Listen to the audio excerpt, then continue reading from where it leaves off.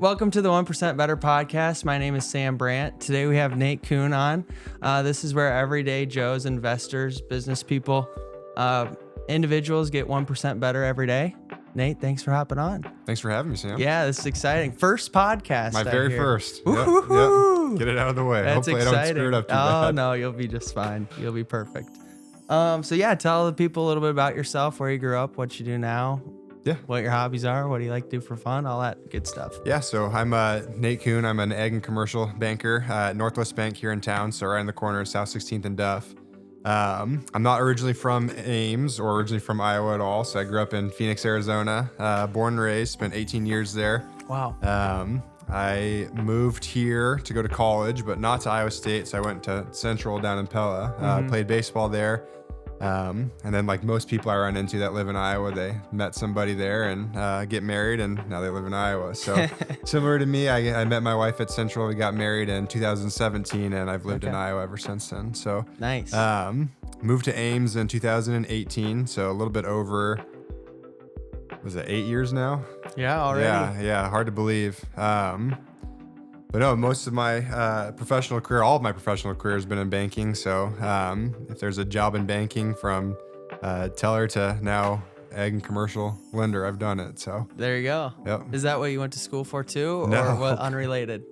I had planned my entire life I was going to be a chiropractor. Okay. And that's all I wanted to do. I went to Central because they had an accredited program. Okay. So I could get fast track to go to Palmer, get my chiropractic degree. Yep. On my own practice. And, like I said, 12 years later in banking, I'm here. So That's funny. Yeah, it is. Real estate agents and bankers usually come from the randomest healthcare Backgrounds? professions. Because I was ag business, and then I just had Colin on last week. He wanted to be a chiropractor too. Really? Yeah. Must be something to I don't know. chiropractic aspirations that don't work out. Yeah. So funny. That is funny. So that's cool. Been in Ames 8 years. Yeah. Wanted to talk a little bit about your work with not just YPN, but I know you're very involved in the community, which is awesome. Kudos to you. I know it takes a ton of time and effort and everything else, but specifically this Link project. Sure.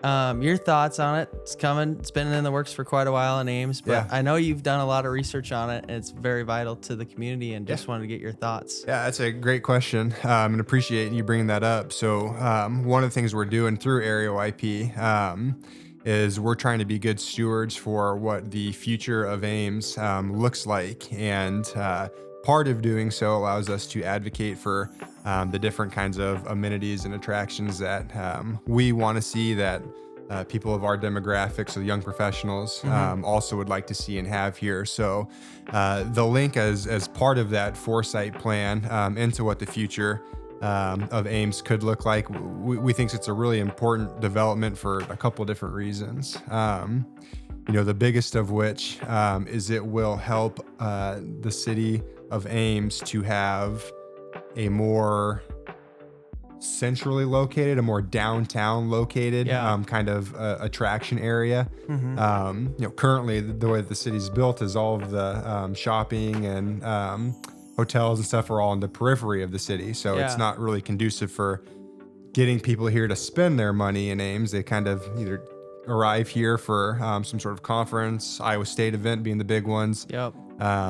And migrate out. Spend their money through athletics and that, and then they take off. So with the Link being so centrally located downtown and supporting kind of the Main Street region, we think that'll be really instrumental to getting people down here to spend some of those dollars, have some cool amenities and attractions, go to different, whether it be restaurants that are new here, retail shopping, any of that stuff that would draw you in and get you to spend money, and then make it more of a centrally located destination. So for sure, it's a really exciting project, and I think our advocacy for it, we hope to see it to completion. So. Yeah, well, that's why we got you on here today. Get the word out to the other 15 people that are watching. For sure. Hopefully more than that. We'll get a good thumbnail on there. Get you spread out to the people. Yeah. But I know Abigail told me a little bit about your last conversation at YPN. What are some of the things, I know you know a lot about the history of different projects and names that didn't come to fruition. What are some of those, and why do you think they never got established here? Yeah, I without being from Ames, I know a handful of different either developments that didn't get started, a lot of commercial stuff that ultimately didn't land in Ames. I think if you ask anybody in Ames, maybe the most frustrating or the largest one would be the Costco that didn't end up here. Yeah. Why those are important for us is if you look at it, that's a lot of retail dollars, if you will, through retail sales tax and stuff like that, don't get, it doesn't go into our community. Yeah. And a lot of those dollars are used to make improvements to infrastructure. They're used to hopefully increase the quality of life of the residents living here, and having those as missed opportunities don't allow for us to do those things, which if you drive down the road and you just look at the landscape and stuff, there could be improvements here. Oh yeah, for sure. Like anytime, if you don't keep building and improving, it's either you're getting better or worse every day. Yeah. You probably heard that a lot in the baseball field. You never stay the same. You're either getting better or worse. And if you don't keep developing and keeping up with the newest trends or the newest shopping areas or whatever, if you're not going forward, you're going backward. And I think we see that with some of our surrounding communities too. Yeah. I know just by virtue of what I do for the Young Professionals Organization, was we talk to a lot of our membership, and it's a unique figuring out where they're currently living or where they're buying homes, choosing to rent and do things like that.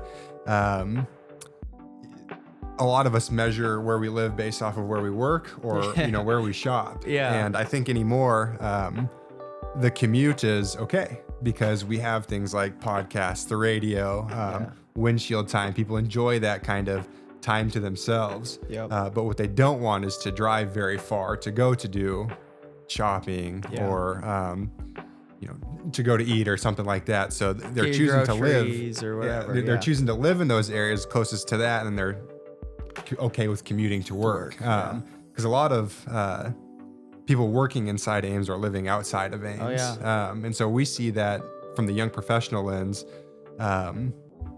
We have some, I don't know, leakage is probably not the right word for it, but it's a good word. People that are choosing to live elsewhere, closer to those things. And while they're working here, again, those are dollars that we're not capturing in areas like Ankeny or Polk County, Polk City, and more the Des Moines metro areas are more attractive to people in their life cycle currently. So I even know some couples, because I'm from Carroll, that a few of them drive all the way to Ames for their work and then back to Carroll to live. Carroll even? Yeah. That's crazy. And so they're coming, which it's probably a little bit more than just the amenities, because obviously we have more amenities here than we do in Carroll. But they're definitely getting attracted here, you know, and that's just one example. I bet people have a ton of others from people living in other communities surrounding Ames. They come here for work, and then we can't get them to stay here either. And we have a great university in Iowa State. And Ames has always been the beneficiary of having such a great university. And we have just such a wealth of talent that comes from that university that is either choosing, if they're not from here, to go back to where they live, or are even choosing to go maybe even outside the state of Iowa. So having different projects, amenities, attractions, things that make the city outside of the university more attractive to the young professional demographic, I think would help with that talent retention as well. Getting people to say, I just graduated from Ames and now I've got, maybe I want to put down my roots here, or at least start my professional career here before a job might take them elsewhere. We acknowledge that, but at least have an opportunity to get started here instead of instantly have to look for a different community that might have, maybe more accessible housing, more affordable housing, greater attractions to amenities, that sort of thing. So I saw an interesting stat on that point. Like Iowa might lead the nation. I need my Joe Rogan minion to put the stats up on the screen, but it was something about like Iowa's one of the top states where people will come here for college, Iowa or Iowa State, whatever. We have very good public school in the college demographic, but then they'll leave. Like that, almost the transfer portal now of college, of our employment, of them going elsewhere.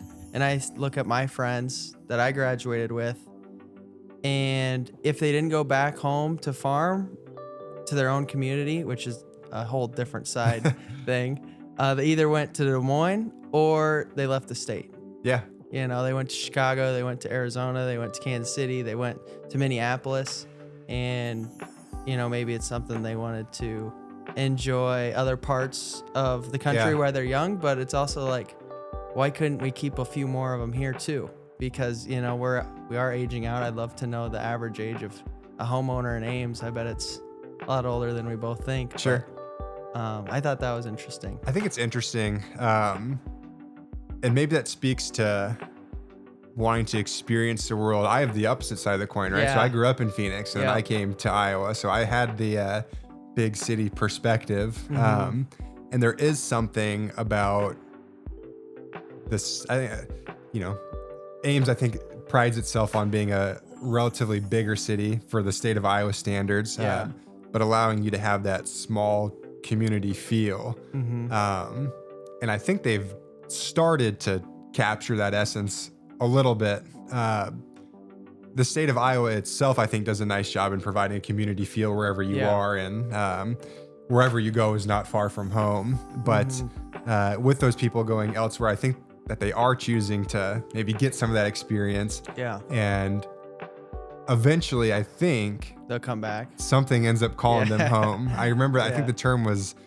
boomeranging or something. Okay. Somebody said one time. That's a good one, boomerang. Yeah. So while they go out, eventually they'll circle back. end up coming back, whether that's to be closer to family as they start families or just decide it's not for them. But it's certainly,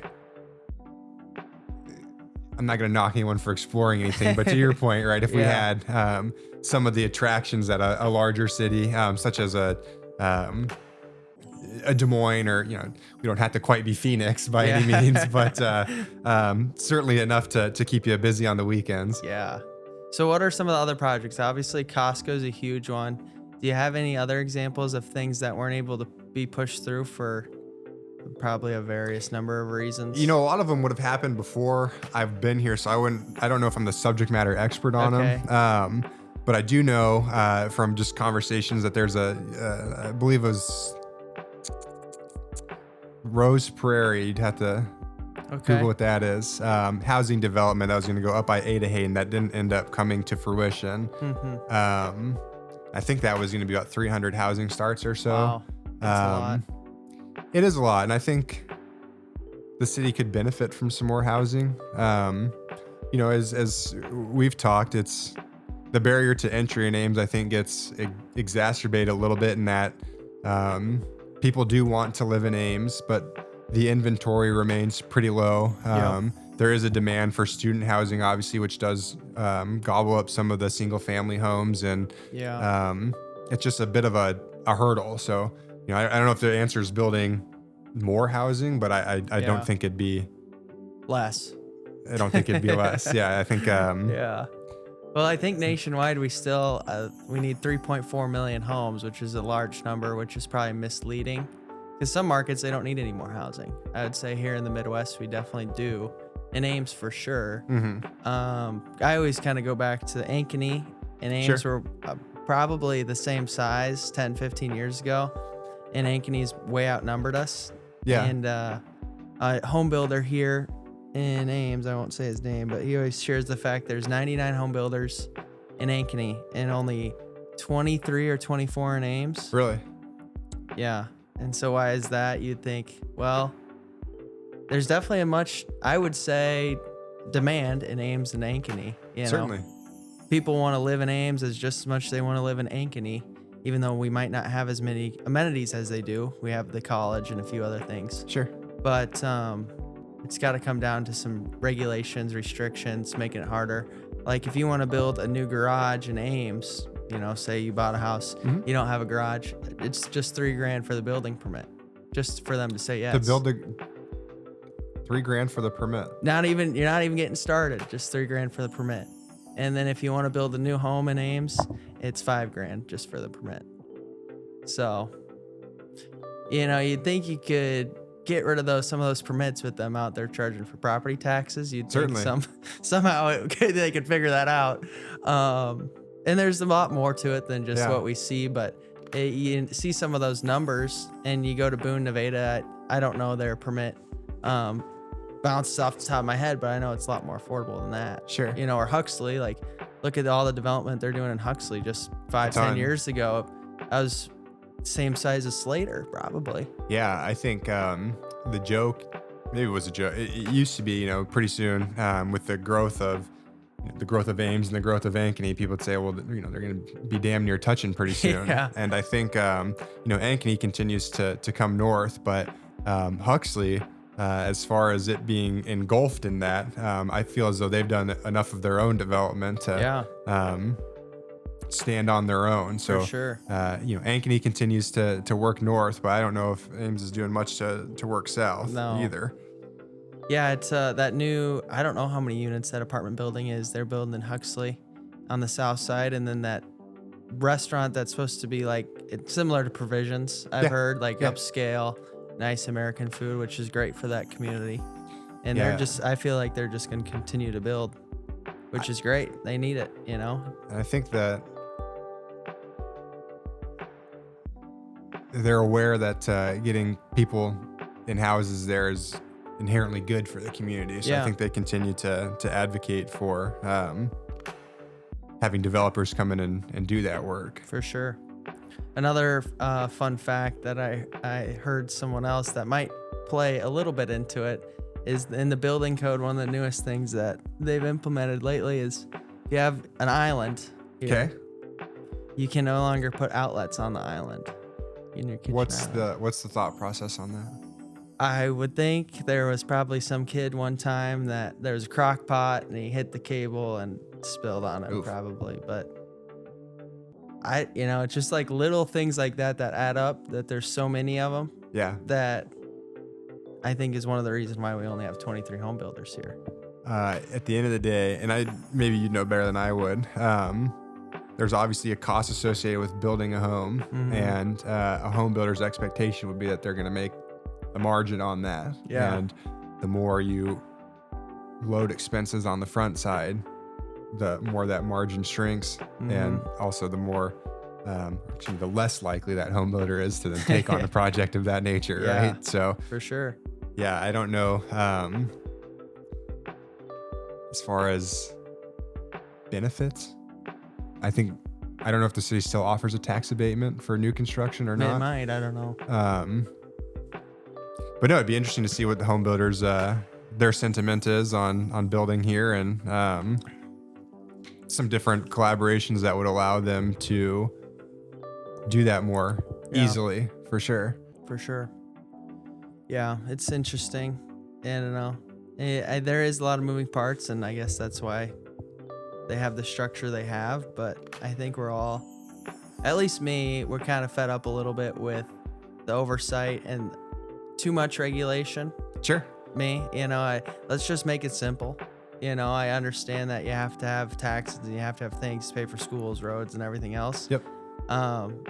Not to get political, but I think like the Nick Shirley stuff that's happening in Minnesota, I think some people see that and it's just like frustrating that politicians or people can just, it was $150 million scandal he found out about. Just some 24-year-old kid that took his iPhone out and started videotaping and did a little research and then started doing some journalism. And then so like, I don't know, in the rental side, and there's some things in Ames, definitely not that bad, not by any means, but they're just like small things that people get frustrated with that people don't want to invest here. Like, I have a guy that owns a house on Friley Street, and he wanted to buy a couple more properties to make Airbnbs, had money to invest. He's an older guy. He built a business from, like the probes they put in corn to like test the moisture. Yeah. So he built like something like that for at-home use.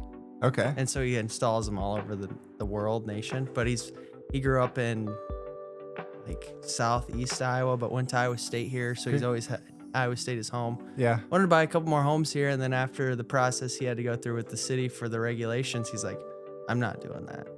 Yeah. And that's just one example. How many other people are like that? Is there a city code or criteria on the amount of properties or assets you can own? I wouldn't think so. No, Well, I they wouldn't. tried to make it in this neighborhood before we lived here Yeah. that you couldn't have so many rentals in this area. They Okay. wanted to keep it Sure. friendly family neighborhood, family friendly. And it went all the way up to the Iowa Supreme Court. And they said, no, you can't do that. You can't put a limit on what someone wants to do with a house after they buy it. You know, like Sure. you can't enforce that. That would It'd be like, almost impossible yeah, to it'd enforce, be I like imagine, saying to a homeowner, hey, you can only have 4 people live there, you Yeah. know, and you have 5 kids. You're It's like, not what? gonna happen. Yeah.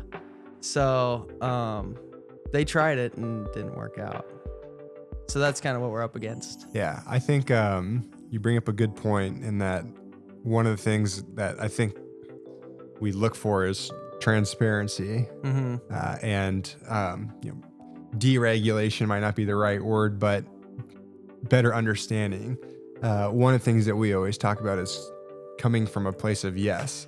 So wanting to see projects get done, not putting up so many barriers before the project even starts that you're fighting to get to a yes.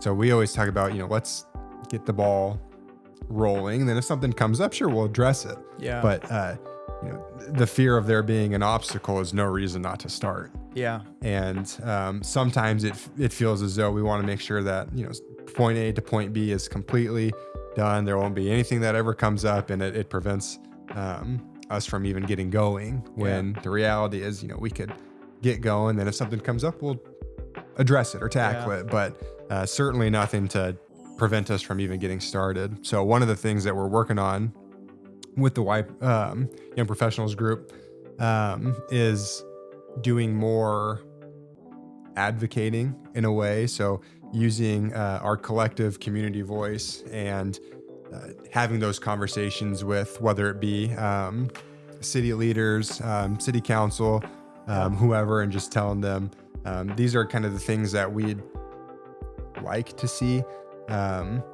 I'd invite anybody to go through that process and experience a little bit of what that's like. Communicate for the things that you want. Be open with them about what the expectation is, and then make sure that hopefully they're serving in a way that meets the needs of the community, and continue to advocate for them to do that, and let them know that these are the changes that we want to see, and these are the barriers that we're facing. Hey, we've got a gentleman that wanted to live here, and this process was too cumbersome, so he doesn't do it. Yep. How do we avoid that from happening in the future? Yeah. Or if that is in place, if there are these regulations, these codes, let's understand why those are there. Yeah. And is there anything to make it easier for home builders or whomever to do it? Mm-hmm. Maybe, but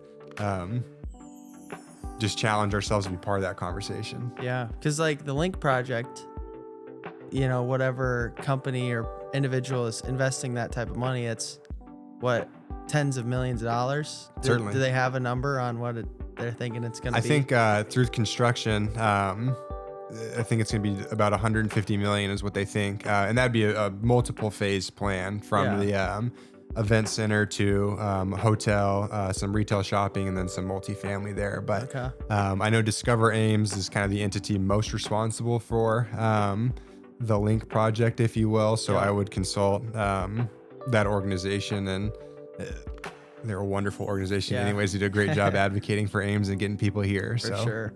Yeah, it's like 150, that ridiculous amount of money that someone would want to invest here into our town. But, to draw someone like that here, they're looking at a lot more projects than just Ames. Certainly. They're looking at a lot bigger towns and all across the nation. So to be competitive on that scale, probably it just takes a whole nother level of what you said, advocacy, to draw them here. Yeah.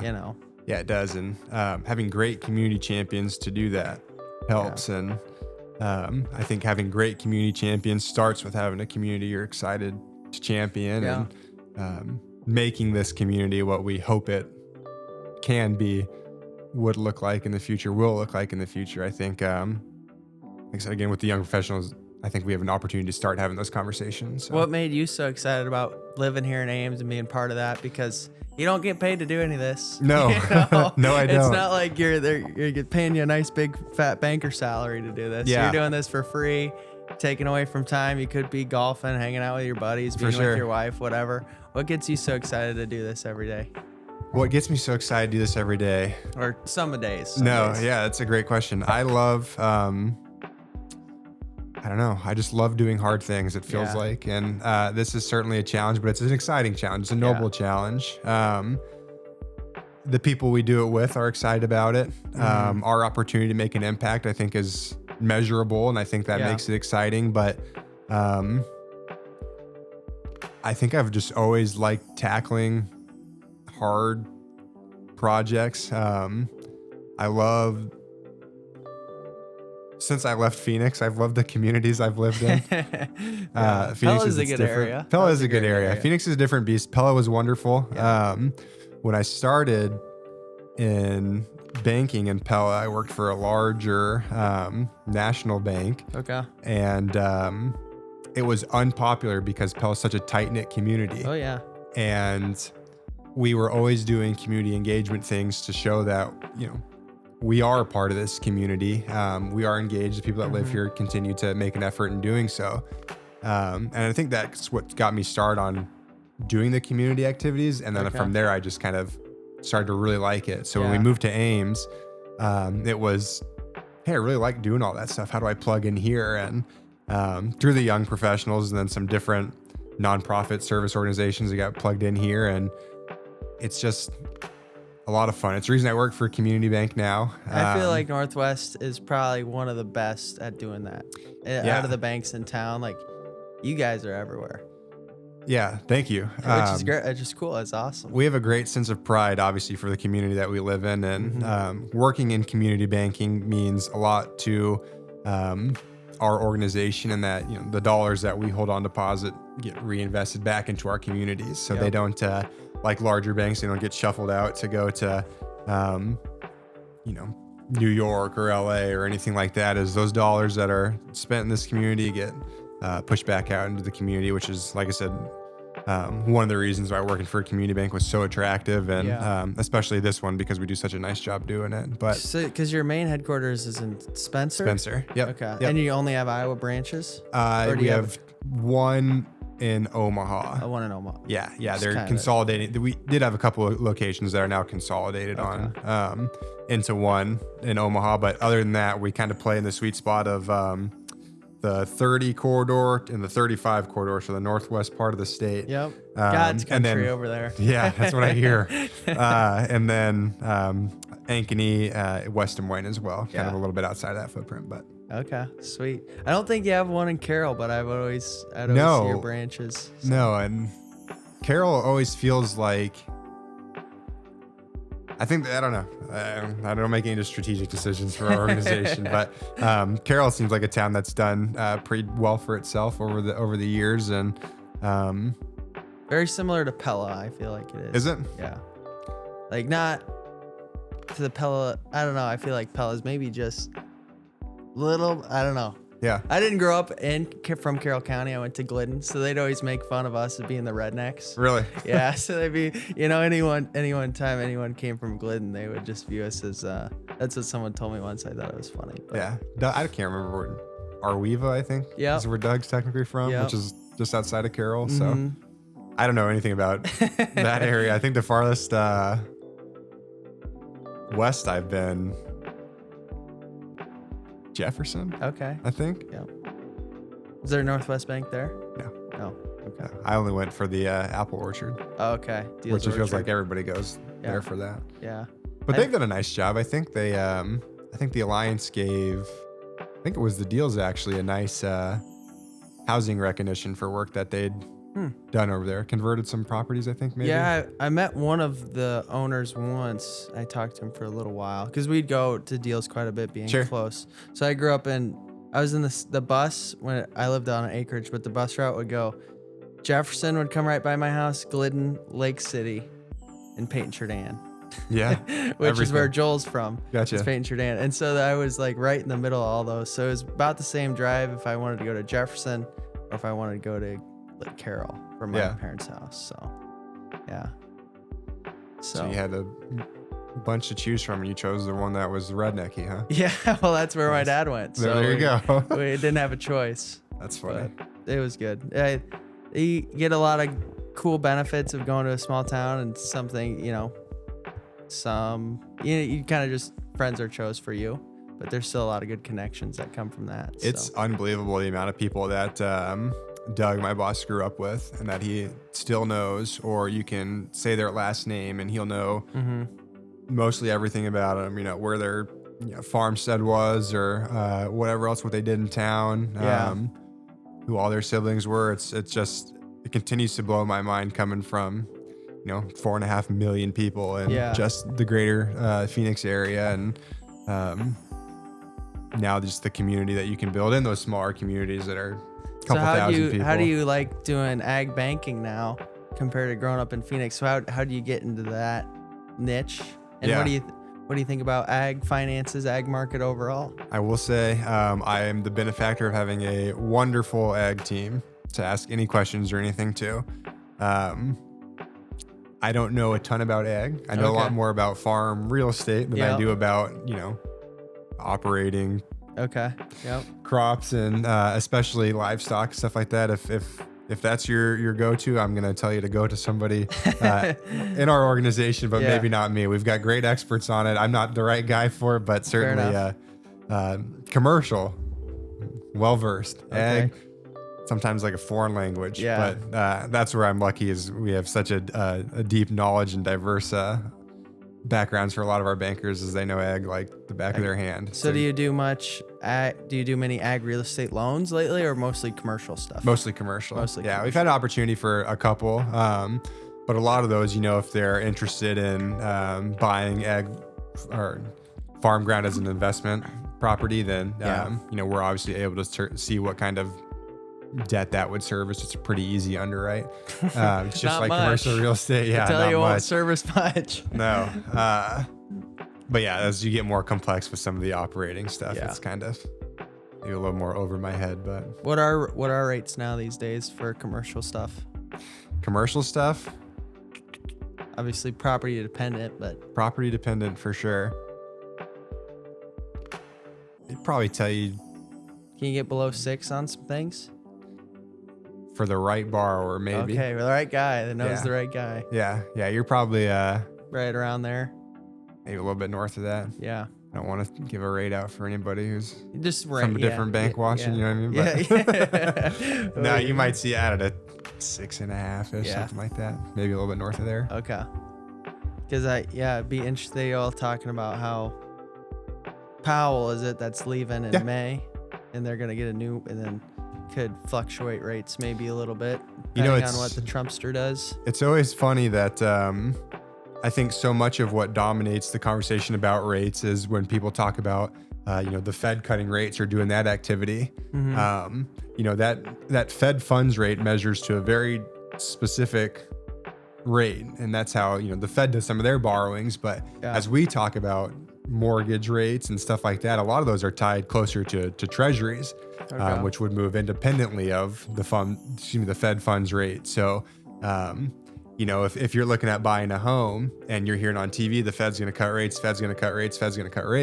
that does not necessarily mean that your mortgage rates will be getting any lower when they choose to do that, because those treasuries have already based in those cuts. Some of those cuts, and they look at a couple different economic factors as they set the pricing on that too. So interesting. Yeah, it was really I think when the Fed started to cut rates, what would have been summer of last year, if you looked at it right away, the treasuries actually ended up going up around that time. So mortgage rates ended up getting more expensive as the Fed's cutting rates. But people are saying, wait a minute, that doesn't make any sense. But no, two totally separate rates, which I think for most people, the way they understand it is it's rates.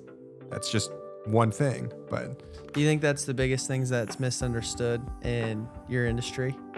Rates? Yeah. Or how they're priced, or what do you think is the biggest thing that's misunderstood? That's tough. I think rates are a big element of that.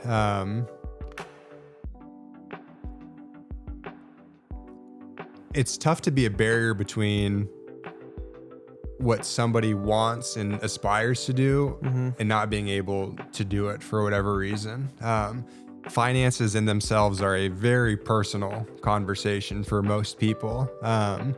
The goal to own a home, start a business, do those kind of things, while you work with the bank to do those, if for some reason the bank's answer is maybe not no, but maybe not yet, that can feel defeating. Like a slap in the face. Sure. And the lens of looking at it is we want to say yes and to make these things happen. We want you to have a home that you and your family can enjoy. We want you to get into your startup business and do that. There is risk associated with that. The bank prices in that risk. Whenever we make those decisions, is we're extending capital to do that. Yeah. So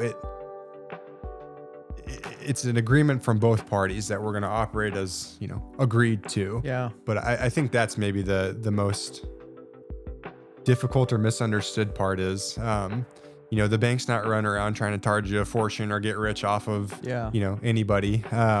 We want to do these things. We want to say yes. And sometimes when it does not work out, we'll kind of work with you going forward on what it needs to look like or how we get to a position of yes. So we always say, like I said earlier, it's not no, it's just maybe not right now or not yet, or let's work on getting there. So for sure. What's that hierarchy look like? Because it's like, from my understanding, it's not like you can approve every single loan that comes through you. You have people that you have to talk to and discuss this with, or committees. Yeah. What does that look like for you? Yeah. So we independently have our own kind of approval limits, if you will. We have the benefit in our office here in Ames is myself, Tim Nybar, who's our commercial lender, and then Doug Regal, who's our regional president. We've got a great working relationship. So any deal that we have, we all know we're all working it together, using our expertise to kind of get it structured properly and make it make the most sense. So any deal that we touch, it doesn't really matter what our approval limits are because everybody's involved in it. Now, to a certain extent, we'll have to go to a loan committee or something to grant an approval. But our bank, Northwest Bank, prides themselves on being market centric. So we don't want to make it any sort of barrier, which we hear so frequently, right? Say, I talked to, loan committee and they didn't like the deal. Well, why is that the first time I'm hearing of this? Or why are we getting that conversation? I think a lot of people like to, and this is totally outside of banking, but a lot of people, they end up liking to pass the blame to somebody else, maybe, right? It's easier. Hey, the system didn't like it, or so and so said I couldn't do it, whatever else. Yeah, and it's just like, hey, I gotta wipe my hands of this. And it's like, well, you have to take the accountability for that too.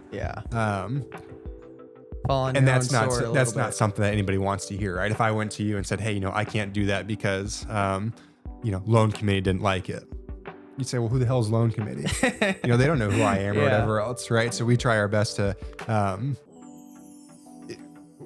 we are the relationship bankers. You know us, we communicate that, you'd understand it. So loan committee is basically a function of, we have to make sure it's structured appropriately, get into that kind of stuff, but really, you'll know on a personal level if we're going to do the deal or not. And, it's a long-winded answer of your short-minded question. All right.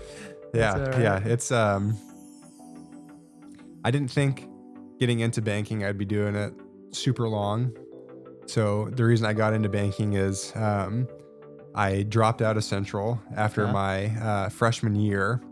So it just financially wasn't going to work out. So I put in, got on Indeed, plugged off 30 or 40 job applications.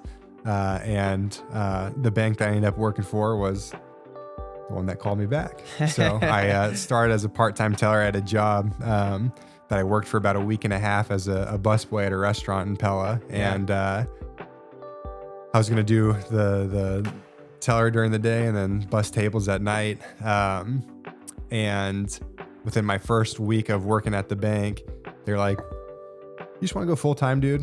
And I was like, "Yeah, I'd love to go full time." So I ended up leaving the restaurant position. And like I said, the rest, 12 years later, is banking is kind of all I've known at this point. Climbed the ladder, and I love it. It's fun. It's like you're integral part of the deal. It's like, obviously you don't have to do all the BS after it closes, but Sure. it's fun to kind of underwrite it and probably see where things are going on and feel a part of it. And because it's like, if you can't get the money, nothing else is going to happen either. So that's probably fun to kind of underwrite some of those things and be a part of the community like you talked about, because you can drive by a project and say, hey, I helped put that deal together and look what it's doing now, and the operator's doing this, this, and this. That's one of the more fun parts, is when you do get the opportunity on a deal, and you can see it start to finish, whether it's a new construction or somebody renovating or rehabbing a program, or even the opportunity to bring a new business or a startup business to the community. It's really rewarding to see where it starts and then what it has the ability to grow up to. And a lot of what we do is relationship based, and it's a lot of just meeting with people, having conversation with them, understanding what they want to do through their business, structure in a way that makes it make sense for them to do so, and then watching them as they work towards those goals. And by the time they get there, I mean, what a celebration that is. Yeah, pretty cool. It's a lot of fun, and the work that we do in terms of the actual underwriting, back office, administrative type stuff is just such a small piece of what really is kind of the greater good, or the more fun part, in being active in the community, being engaged, knowing people. So when those opportunities come up, you're front of mind. So they'd say, hey, I know Nate over there at Northwest Bank. I want to buy this. Let's see what they're able to do, and then putting together something that makes sense for them. That's, in my opinion, the most fun part about what I do. It's meeting the people, and then doing a little bit of like a puzzle almost. It is kind of trying to put all the pieces together, thinking, okay, if I don't like this for this reason, how do we make that make sense? And just being creative with it. It is, like I said, it's like a puzzle. It's fun to put it together, and then of course, once you're able to do that, then watch it come to fruition, have success after that too. So for sure. Like, so one of the big things I talk about, because when you rehab a project like this, that an Airbnb we're in right now, it's just not yourself and your own benefit, but this property is going to be here a lot longer than I'll be around, or I'll own it. And so we just have it for a short period of time. And if you improve it, that only increases, your well-being, but your streets, your schools, your sanity, like there's some houses in Des Moines that if I showed you some pictures that we touched, you'd probably want to throw up before you just saw the pictures before you even walked in. But now that we're able to have a small impact for that next person to own it, just helps everyone, and not just because there more property taxes are going to be assessed on that. A new first time maybe home buyer is going to live in it. It's going to be reinvested back into your community, and just so on and so on and so forth. So one thing I thought was kind of a mind shift this last year for me is a lot of people, on their P&L, they just see, hey, this was my expenses for the year, this is my income for the year, and they just see the little what's left over for them. Or maybe big that's left over for them, hopefully. But the cool thing is all those other items is someone else's livelihood. The money you spent on your contracting, the money you spent on your paint, the money you spent on cleaning it, is all someone else's, how they survive. And then they'll maybe hire a couple people that will reinvest back into their community and help their kids out, and so on and so forth. So it's like this, once you start something, it's just this whole huge domino effect. It's unbelievable. As you said, in a transaction like that, the amount of lives that get touched by virtue of that. There are all families behind what they're doing, or people at least behind what they're doing, and they might have families, and like, it'd be cool to know, like, this link project, how many people will get affected by that. I know. Do they have like a number on how many jobs will be created? Over 400 jobs. Wow. Yep. So 400 families. Yeah. Yeah. It's That's a pretty big. That's a pretty cool number. See, I mean, it's the people that are gonna continue to invest in this community, the people that are gonna look for housing starts. Your kids could go to school with their kids. It's just a good community project. Yeah. As the community builds out, and it's not like they're trying to build a couple cannabis stores or anything. Which there's time and place for that too in my mind. If you don't have it, someone else will. But sometimes people think there's, I know a couple of business owners that they'll never start a nightclub because they have an ethical issue with it. Sure. But there's the time and place for those too. We've all enjoyed a nice cocktail every now and again. So, but yeah, I'd be, because there's like a rooftop bar associated with that, and like place for people to enjoy themselves. And I heard maybe like a wellness project too, and part of it. But when you say 400 jobs, that's big time. Yeah, I think one of the more attractive and necessary elements of, because when we talk about the Link project, it's like I said, it's those multiple phases. Yeah. Phase one of that would be a conference center. So the conference center itself, it allows Ames to kind of recapture some of those conferences, conventions, things that are continuing to grow that maybe have outgrown the current spaces that Ames offers. So retaining or even getting those people to come back to Ames to do that. Yeah.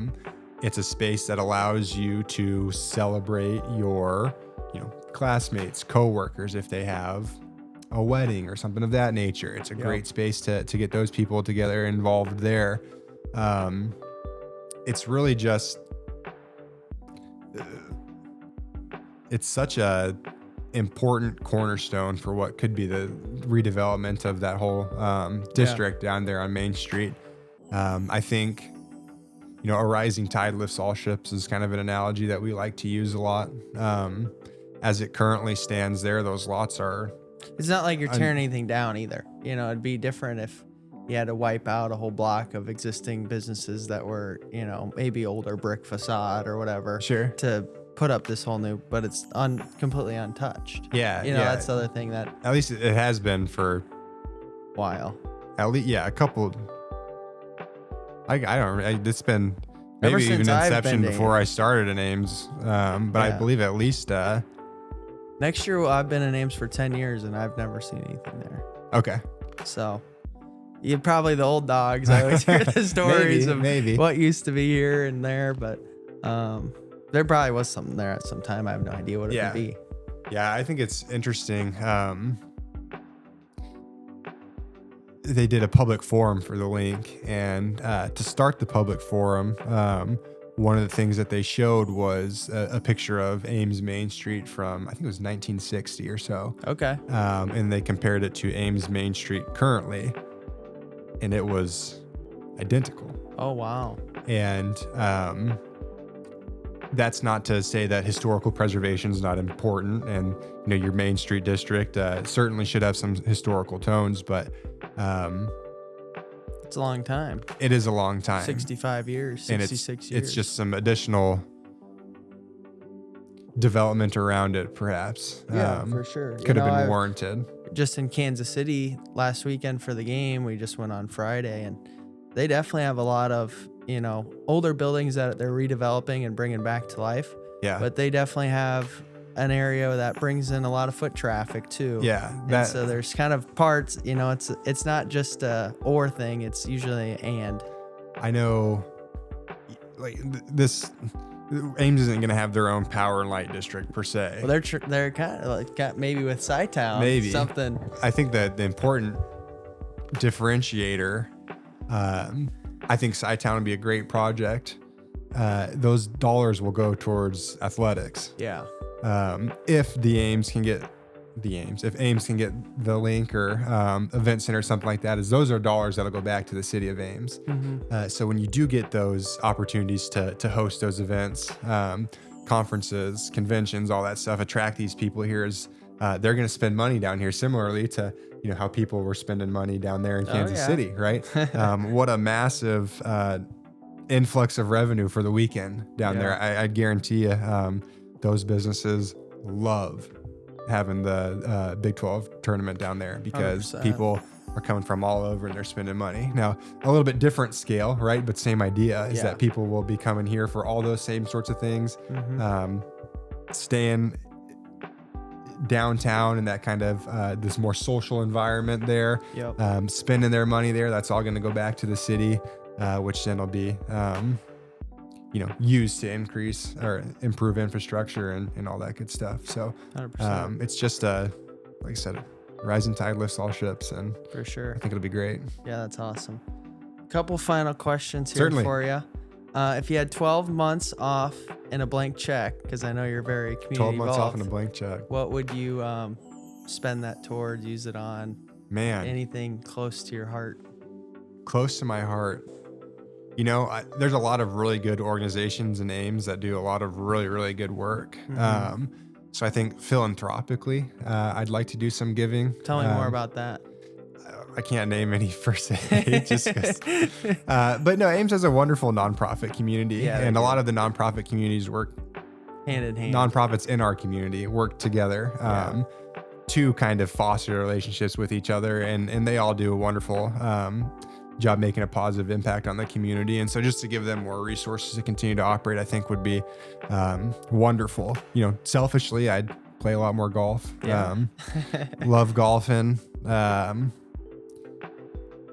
Will you play men's league this year? I might. Might. That's my wife, my 2 kids, but maybe Vinker. Yeah. I think that's a popular one on Tuesdays. Yeah, but I played Coldwater a couple years ago, and maybe they switched it up from now, but it was, like usually a shotgun start, and they pair you. You go with a partner. Yeah. Then you usually get paired up with another partner that week, and you all start at the same time. Yeah. This was interesting because at Coldwater, when I played, we had our partner. Okay. But then you just show up anytime you wanted. So you just had first come, first serve And partner then or whatever? Whoever was there, hopefully you get lined up with them. But we would go sometimes and no one else was there, so we just play by ourselves. Really? It was kind of weird. That is bizarre. I didn't love it. Yeah, I know. You mentioned Joel earlier. Yeah. So Joel does men's league over at Vinker, and he said that they do not sponsored to say this, but they do a nice job, obviously, and that they do their pairings. It is that shotgun start format, so everybody's there at the same time. Yeah, right. And then you kind of get paired up with different guys throughout the make week. Great connections and meet other people, and so I think for that element of it, it'd be fun. And they have a nice course. They do have a nice course. Hard course. I'm not the world's best golfer. Not a scratch golfer there. No. My handicap's pretty high. That's all right. But they adjusted to your handicap, right? So it's good. I just got to make sure I get enough balls when I go out there, or else I'll lose a bunch of them. There you go. Lightning round and everything a lightning round here. Okay. Same 3 questions to every guest. Favorite book or podcast you'd recommend lately? That's so hard because I'm not into reading. Or Audible book, or that's equally or radio hard. show, or what do you consume? What do I consume? I'd read a lot of kids stuff currently. We're big into That's a fair answer. Yeah. I don't know. I guess the only media I consume is basically music. Okay. And I love music. So I've always loved music my entire life. This is a pivot. Sorry, lightning round. That's all right. Love music my entire life. My music taste is so, diverse. Yeah. That's probably the right way to call it. A lot of really old stuff, a lot of really new stuff, every genre. I think my Spotify Wrapped last year is probably the most confusing thing you've ever seen in the world, because it was like, how are these two like the same? Yeah, really. My listening age was like 77, but it's the oldest I think I've ever heard. 77? Yeah. Yeah, I don't know. For some reason, if you are really into a song, you might put it on repeat. And then if you're like listening to a song and then you fall asleep, it plays all night. Yeah. So I think my number one song was Slow Hand by Conway Twitty. Okay. So I think that skewed me a little bit as far as my demographic, but I do think that I don't think I listened to it as many times as it said I did. I think I fell asleep with it playing once or something, but we'll let you pass. Okay. Thank you. What's one underrated skill that's helped you win? Underrated skill that's helped me win. Yeah. It's a good question. I think people are always talking about saying yes. I think my desire to say yes, I think is one. I like doing different things. I like doing things that are hard. I think that's allowed me to build connections and then build kind of a reputation as somebody that will get stuff done as well. And then by virtue of building that reputation, when people have hard projects or when they say, hey, we really need somebody to kind of help us drive this, I think that makes me first call on that, which I think helps with my ability to win. Yeah, for sure. Yeah. Jumping in there even if you don't know the answer. For sure. You got to get started. The worst thing for a project is not getting started. Yeah, for sure. I just heard a quote yesterday. I think the president said it. The best thing you can do is the right thing. The second best thing you can do is the wrong thing. And the worst thing you can do is nothing.